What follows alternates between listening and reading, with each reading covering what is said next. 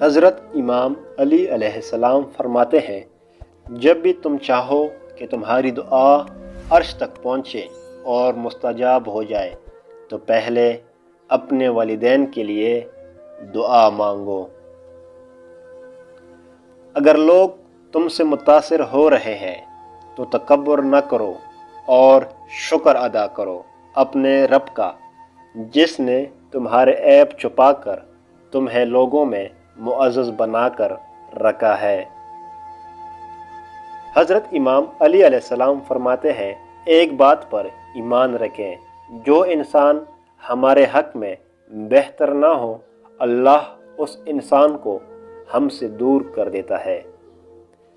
3 کام اللہ کو بہت پسند ہے: ٹوٹے ہوئے دلوں کو جوڑنا، دل نہ چاہتے ہوئے بھی معاف کرنا، اور کسی کے گناہ پر پردہ رکھنا۔ حضرت امام علی علیہ السلام فرماتے ہیں، انسانیت بہت بڑا خزانہ ہے، اسے لباس میں نہیں انسان میں تلاش کرو۔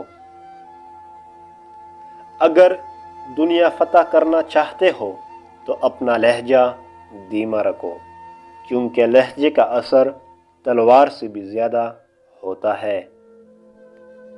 جس شخص کے دشمن نہ ہو اور سب دوست ہو، اس جیسا منافق کوئی نہیں، کیونکہ دشمن اسی کے ہوتے ہیں جو حق کی بات کہتا ہے۔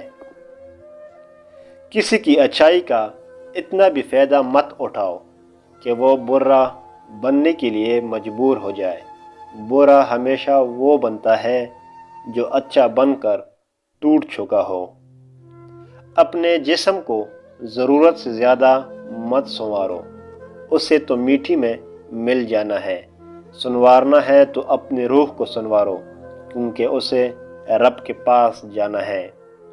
خاموشی ایک عظیم نعمت ہے، خاص طور پر اس وقت جب اختلافات زیادہ ہوں، آوازیں بلند ہوں، علم کی کمی ہو اور دلیل کی کوئی اوقات نہ ہو۔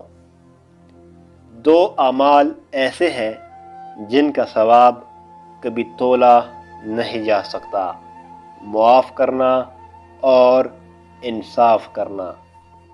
جب تم نماز نہیں پڑھتے تو یہ مت سوچو کہ وقت نہیں ملا، بلکہ یہ سوچو کہ تم سے ایسی کون سی خطا ہوئی کہ اللہ نے تمہیں اپنے سامنے کھڑا بھی پسند نہیں کیا۔ جو شخص تمہارے خون میں سے نہ ہو مگر پھر بھی تم کو عزت دے اور پیار دے تو بے شک وہ تمہارے لیے بہترین رشتہ ہے۔ حضرت امام علی علیہ السلام فرماتے ہیں، وہ راستہ پہلے ہی بنا دیتا ہے، لیکن عطا صرف بہترین وقت پر کرتا ہے۔ جب کبھی تمہیں اپنے رزق میں کمی نظر آنے لگے تو کچھ مال اللہ کو دے کر اللہ کے ساتھ تجارت کر لیا کرو۔